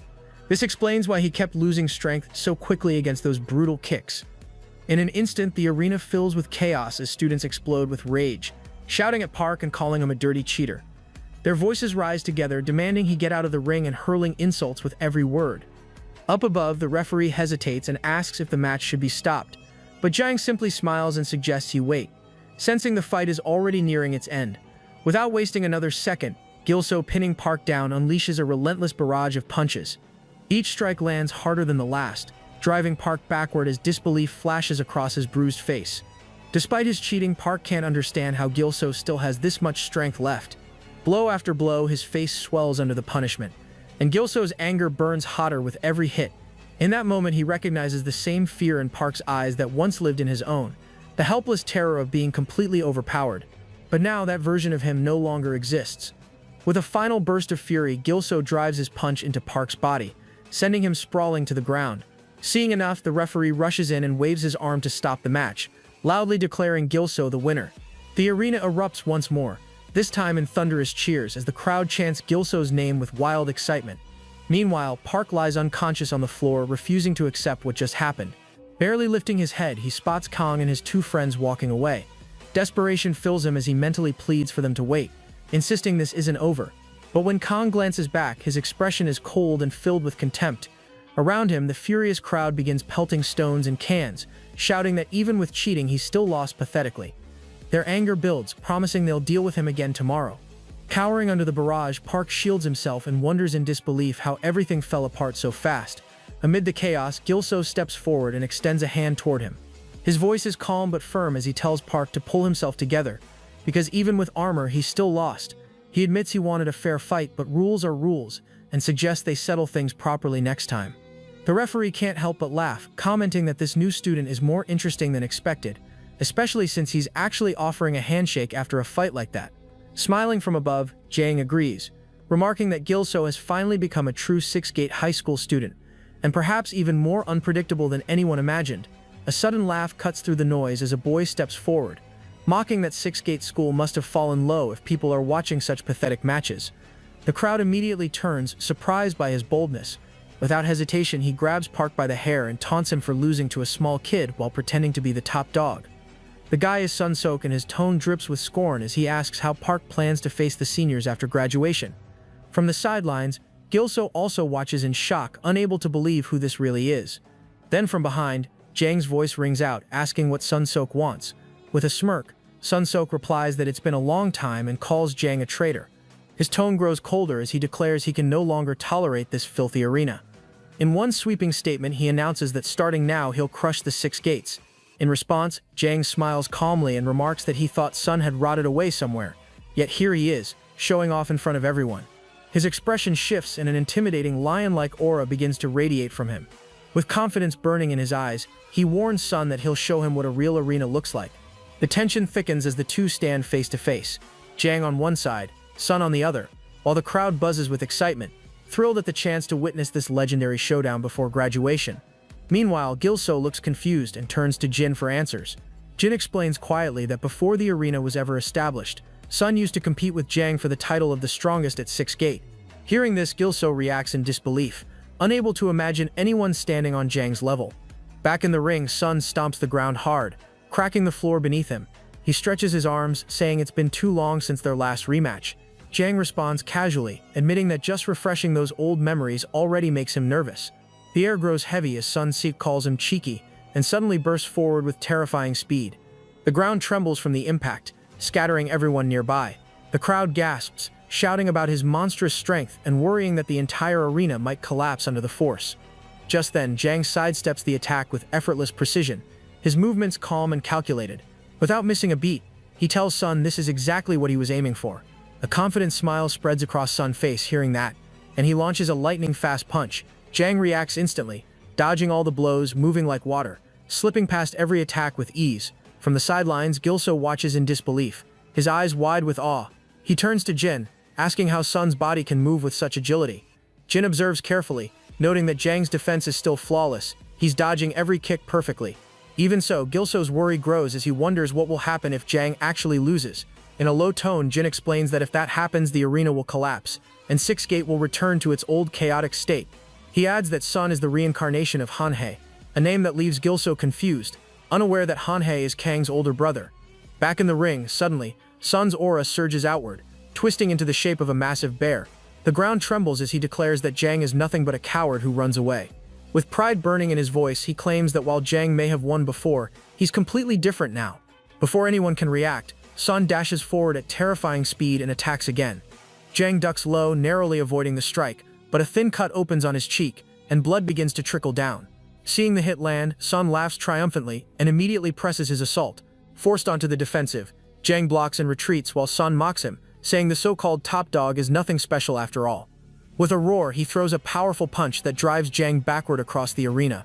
Watching the fight unfold, Gilso clenches his fists and wonders how Jang can possibly defeat this monster. Jang's expression hardens as he admits that Sun has gotten stronger, so strong that even though Jang's skills are superior, he's being completely overpowered. He speculates that Sun must have undergone some kind of secret training. Moments later, Jang stumbles under the relentless blows and crashes to the floor. Seeing this, Sun bursts out laughing and slowly walks toward him with confidence radiating from every step. With cold satisfaction, Sun raises his leg high and declares that Jang has lost miserably before commanding the traitor to die. Jang glares up at him, rage flashing in his eyes. As Sun swings his leg down, the crowd gasps, convinced that it's over. But in the very next instant, Jang moves and his fist connects cleanly with Sun's face in a devastating punch. The impact echoes through the arena as he asks, almost mockingly, how Sun is any different from before. The force sends Sun-sik flying, crashing hard against the ring ropes. Before the crowd can even process it, Jang is already standing in front of him again, his movements blindingly fast. He remarks coldly that this has become a waste of time and needs to end now. Without hesitation, he unleashes a storm of punches, each one heavier than the last. Sun-sik reels from the blows, his mind reeling in shock as he realizes just how monstrous Jang's strength truly is. Finally, Jang draws back his fist and drives it deep into Sun's stomach, the sheer power of the hit shaking the entire arena.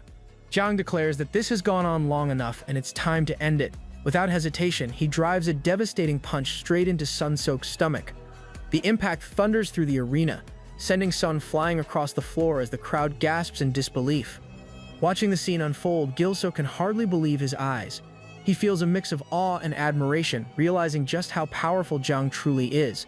For the first time, he understands what a real battle between the strongest fighters of Six Gate High School looks like. As the dust settles, Jang turns his head and spots Park trying to slip away from the chaos. With a sharp tone, he calls out, demanding to know where Park thinks he's going. He starts walking toward him, his presence alone radiating authority. Jang reminds him that anyone who breaks the rules must face punishment. The moment Park hears his voice, his entire body freezes. Slowly turning around, he meets Jang's piercing gaze and trembles in terror. Jang's expression hardens as he orders Park to come lie down so he can demonstrate what happens to rule breakers. Moments later, the scene shifts to Park kneeling on the arena floor. Towering above him, Jang holds a thick iron rod in his hand. Panic floods through Park's mind as he imagines the blow landing. He knows if a monster like Jang swings that thing, he won't survive. Breaking down in desperation, Park begs for forgiveness and insists this isn't what it looks like. But Jang doesn't respond, his cold eyes fixed on him as he repeats his order for Park to lie down. In a moment of blind panic, Park grabs onto Jang's leg and starts crying, claiming he was forced into everything and is just a victim. The crowd murmurs in surprise, watching the humiliating scene unfold. Through tears, Park promises again and again that he'll never act like this in the future, and pleads to be spared just this once. Jang finally lowers himself to Park's level, sitting in front of him with visible anger. In a firm, icy tone, he repeats his command to lie down. Terrified, Park obeys and lowers himself to the ground, trembling as tears stream down his face. He knows this is the end, and feels his heart pounding in his chest. Raising the iron rod high, Jang warns him to clench his teeth if he doesn't want to pass out. Park sobs and obeys while his entire body shakes as he braces for the strike. Then, in one swift motion, Jang swings the stick down with terrifying force. Park shuts his eyes, drenched in sweat and trembling uncontrollably. In sheer terror, he even loses control and wets himself. But just before the rod makes contact, Jang stops it an inch away from his butt. A beat of silence follows before the crowd erupts into laughter. Everyone bursts out laughing, pointing and shouting as they realize what just happened. Some mock Park for peeing himself, while others cheer and call it a legendary moment in arena history. Meanwhile, Jang just looks down at Park and tells him he has no shame left in the arena. With a stern tone, he adds that he'll let him go this time, but warns it won't happen again. Among the crowd, Kang watches quietly with his unreadable expression. Then, with a heavy stomp, he declares that everyone has now witnessed what a real arena looks like. A place where fighters rely on strength and spirit, not tricks or cheating. Only fair battles, he says, decide who's truly strong. His gaze sharpens as he warns that anyone who dares to bring arena fights into school or break its rules will face consequences. No one will be spared, not while he remains leader. He turns his eyes toward Kang and his friends, making it clear who the warning is for. Finally, Jang raises his voice and proclaims that the arena is a sacred place where true warriors are tested and where every fighter deserves respect. The moment he finishes, the entire crowd erupts into cheers, shouting his name with renewed admiration. The next day, on the quiet rooftop, Jang trains again. Each punch he throws at the heavy bag lands with explosive force, echoing through the air. When Gil-so arrives, he pauses for a moment, amazed that Jang is already back to training after such an intense fight. Without turning around, Jang questions why he's here, saying he has nothing more to teach. If Gil-so came for more lessons, he should leave. Gil-so quickly explains that he didn't come to train, he came to thank him. Still punching, Jang assures there's no need for thanks. He simply did what had to be done. Gilso nods quietly, but he can't help thinking that Jang feels distant today, his usual warmth replaced with cold determination. After a moment's hesitation, he gathers his courage and admits there's something he's curious about. That finally makes Jang stop and turn around looking straight at him. Stepping closer, Jang reveals to Gilso that there's actually someone he wants to show him. He explains that since Gilso followed him better than expected, there's much he wants to say. With a rare hint of pride, he acknowledges how hard Gilso has worked. Overwhelmed, Gilso bows deeply, thanking him from the heart. He doesn't fully understand what Jang means, but something about his aura feels different, calmer yet heavier, as if he's carrying a secret. The scene then shifts to the arena, where the crowd roars as another fight unfolds. Since Jang's speech, the arena has returned to normal, but now the atmosphere is fiercer than ever. Every day, pure, intense battles fill the air, each one driven by pride and power. The referee steps forward and calls for the next match. Gilso enters the arena, with his expression full of quiet confidence. The crowd immediately begins chanting his name. A faint smile crosses his face, one that's different from before. Through countless fair fights, he has changed. His fists have grown stronger. His instincts are now sharper. He can now read the rhythm of combat and strike precisely when an opening appears. As the match begins, Gilso charges forward with his swift and fluid movement. He lands a clean hit to his opponent's face, then follows with a crushing blow that ends the fight in seconds. The crowd explodes into cheers as Gilso lets out a fierce scream, feeling the rush of victory surge through him. The arena has become his world, a place that fuels his passion and strength. Meanwhile, far away, inside a dimly lit juvenile facility, Kang walks down a narrow corridor and stops in front of a cell. From the shadows, a familiar voice greets him, saying it's been many days since their last meeting. Kang lowers his head respectfully and greets the man as his brother Hanhei, now imprisoned in juvenile rehabilitation. With a calm but dangerous smile, Hanhei says he expected to hear some interesting news. He asks how things are going. Kang answers quietly, admitting that everything has gone wrong as a loser appeared and ruined their plans. Worse, Sun Sok failed to defeat Jang. Hearing this, Hanhei suddenly bursts into laughter so loud it echoes through the hall, ignoring the quiet notice nearby. He mocks Jang for acting like he's become a big shot, saying it's only because the real master is gone. Leaning closer, he declares that just because Jang calls himself the leader, doesn't mean he truly is. In that moment, it becomes clear that Hanhei, the man behind bars, is none other than the former leader of Six Gate High School and the true power that once ruled over them all. Kang assures his brother not to worry, explaining that he already has a plan in mind. He adds that if the school approach fails, they'll simply try another method. Hearing this, Hanhei responds with a cold lesson, saying that only those who've worn a leash themselves can put one on others. His words carry a warning for Kang to stay in line and not make any mistakes. The sharp tone leaves Kang visibly shaken. As Hanhei rises from his chair, he mentions that their father will help him get out in a few months, which brings visible relief to Kang. However, before leaving, Hanhei turns back with anger flashing in his eyes and orders Kang not to ruin the family's name. He promises that everything will be taken care of once he's released. Kang nods and agrees, clenching his fist tightly, though it's unclear whether he feels anger, guilt, or determination. The scene then shifts to Gyung, who sits in a chair grinning with excitement because he's finally been asked out on a date. On his phone, a message from his girlfriend GD invites him and his friends to hang out with her group in a 3-on-3 setup over the weekend. Feeling thrilled, Gyung rushes to ask Gilso and Jin for help. At first, Gilso hesitates, admitting he's never done anything like that before, while Jin mentions he has gym training that weekend. Even so, Gyung insists this time is different since GD asked him first. Jin rolls his eyes and reminds him how many times he's misread signals before. Gyung argues that being invited out on the weekend is proof enough that it's real. Seeing how desperate he looks, Gilso suggests they help him out anyway, though Jin jokes that he has a talent for being wrong. Frustrated, Gyung offers to buy them hamburgers if they come, and when Jin adds dessert to the deal, they finally agree. Later at the cafe, Gyung can barely sit still, fidgeting with his drink as Jin teases him about how many cups he's already had. Gilso quietly observes him and wonders who this girl really is to make him so nervous. As he looks outside, he spots a beautiful brown-haired girl approaching and instantly feels drawn to her, guessing she might be GDA. When Gyung waves toward the group, Gilso realizes his friend has surprisingly high standards. A moment later, a red-haired girl, actually GDA, walks in with the brown-haired girl and another friend. The girls apologize for being late, explaining that the bus was delayed. Gyung quickly tells them it's fine and introduces his friends. GDA greets them cheerfully and suggests they all have fun together. As they sit down, Gilso debates whether he should have come, since GDA is clearly Gyung's crush. But that thought fades fast when the brown-haired girl introduces herself as Jung Mi and sits across from him. In that instant, Gilso feels genuinely happy he decided to come. They order coffee and the mood lightens as GDA asks about their school life.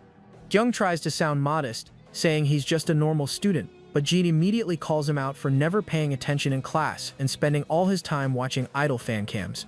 Jung nearly spills his drink while trying to defend himself, but Jean keeps going, adding that he just sleeps through most classes.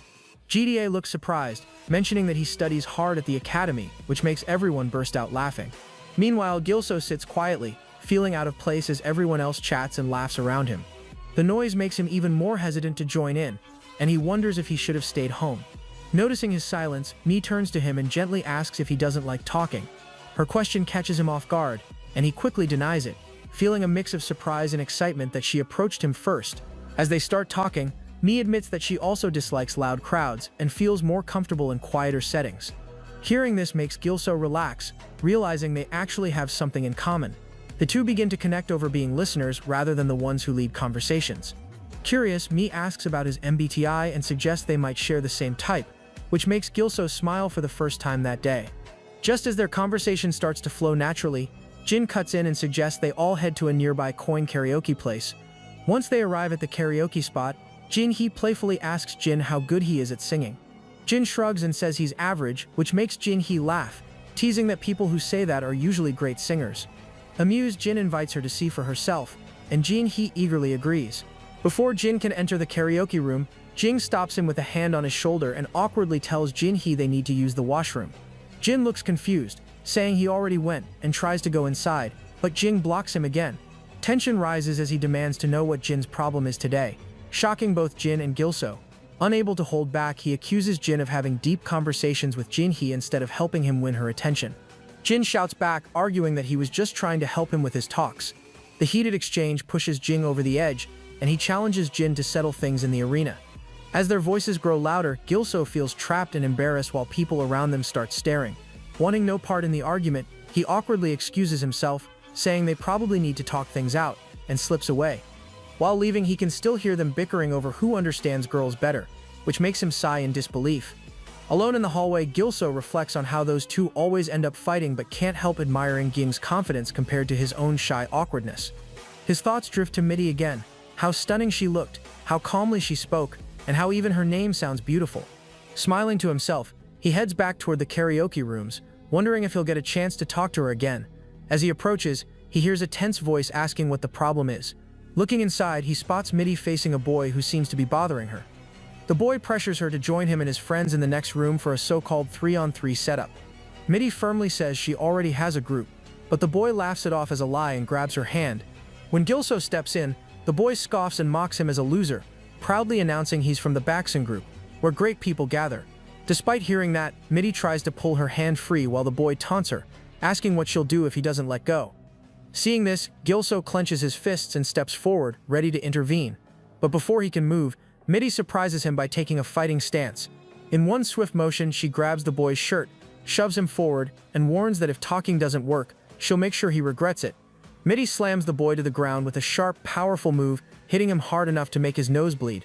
The impact leaves Gilso completely stunned, unable to believe what he just witnessed. Nearby, Ji-hye holds her head in frustration, and admits she was worried ever since the boy grabbed Mi's hand. Confused, Gilso asks what's going on, but Ji-hye calmly tells him not to worry, explaining that Mi may look gentle but is actually terrifying when angered.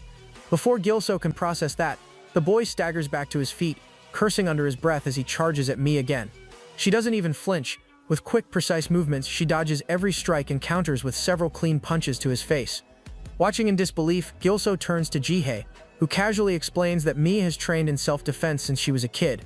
Her brother taught her everything, and over the years she's become so skilled that most guys can't even come close to matching her. The fight ends with a single, powerful kick from Mi that sends the boy crashing backward. As he hits the ground, Ji-hye continues the conversation as if nothing unusual happened, mentioning that Mi's brother goes to 6th Gate High School, and coincidentally has a one-letter name like hers. Gilso freezes for a moment, shocked by the detail. His mind races as he tries to think of anyone from 6th Gate High with a one-letter Jang family name, and only one name surfaced, Jang Chung. Before he can ask, Ji-hye confirms it with a nod, saying it's exactly who she meant. At that moment, Mi steps forward and presses her foot on the defeated boy's head, telling him he should have let go when she gave him the chance. A loud voice suddenly shouts from behind, mocking the guy for getting beaten instead of bringing girls. Minna looks up sharply and spots two more boys stepping out from the nearby room. Her expression hardens as she warns them that they're done for today and should back off. Ignoring her warning, one of the boys charges forward, yelling and demanding to know who she thinks she is. Before he can even reach her, a strong punch lands squarely on his face, sending him sliding several feet across the ground. The punch comes from Gilso, who grabs the boy by his shirt and angrily asks how they dare to gang up on a girl. Watching from the side, Jaya looks impressed and remarks that Gilso is something else, noting that people from Six Gates are on another level. Min nods in agreement while Gilso turns to her asking if she's hurt. She smiles and thanks him, assuring him she's fine, then asks if he's okay after stepping in. Gilso laughs it off, saying it's nothing compared to Six Gates training, which makes Min chuckle as she admits they would have been in real trouble without him. A moment later, Gyung and Jin rush to the scene, looking confused as they see everyone gathered outside. Gyung asks what's going on, but before anyone can answer, Ji yells at them for showing up so late and points toward where the thugs had been. When they turn to look, the boys are already gone. The group stands puzzled, realizing their attackers have fled. Meanwhile, a short distance away, the same three thugs are shown walking down a dimly lit street, muttering angrily about Six Gates. The tattooed one mentions that Youngnim will definitely be interested in what happened and swears revenge on Mi. Later, as the tension fades, Gilso and Mi walk side by side, chatting quietly while the others walk ahead. Behind them, Mi turns to Gilso and asks when he started fighting. He avoids the question and instead praises her skills, saying she handled herself really well. Deep down, he thinks about how his own training has helped him survive situations like this, and notes that Mi doesn't resemble Zhang at all, despite being his sister. As they talk, Gilso mentions that her brother trained her and adds that he's grateful because Zhang also helped him a lot after he transferred to the school. Mi stops for a moment, surprised, and realizes that Gilso must be the first-grade transfer student her brother once mentioned. Gilso, curious, asks if Zhang actually talked about him. His mind drifts back to something Zhang said in the past, how he wanted to show someone something. Gilso wonders if Mi was who he meant, though another thought crosses his mind that makes him embarrassed, realizing that she might get to know all of his loser image by her brother. Just then, she surprises him by holding out her phone. She says her brother once mentioned finding someone interesting, and that she realized it was him. Smiling, she suggests they stay in touch. Relieved and happy, Gilso gladly exchanges numbers with her, thinking to himself how thankful he is that he decided to come along today. Meanwhile, at a dark construction site, a group of gangster boys surround a victim whose mouth is wrapped in plastic. The muffled boy thrashes helplessly, struggling to breathe, until the boss finally rips the plastic off his face. Gasping for air, the boy begs for mercy and promises to return the money soon. The boss smirks and tells him there might be another way to make up for it, by becoming a player. Desperate and terrified, the boy immediately agrees while coughing and clutching his throat, marking the beginning of something much darker. With this, the boss turns toward his men, revealing that they're the same three who fought against Min and Gilso earlier. The tattooed one steps forward and respectfully addresses him as Hyungnim, reporting that someone dared to lay hands on members of the Boksan group. Before he can finish speaking, the boss suddenly grabs his lips and yanks hard enough to draw blood. He demands to know if the boy seriously let himself get beaten by a girl. The boy tries to explain, stammering in fear, but his words only make things worse. The boss kicks him repeatedly, furious that he's brought shame to the Boksan name. Another boy quickly steps in and clarifies that it wasn't just anyone. They fought students from Six Gates. The mention of Six Gates immediately catches the boss's attention, and his anger shifts into interest as he listens more carefully.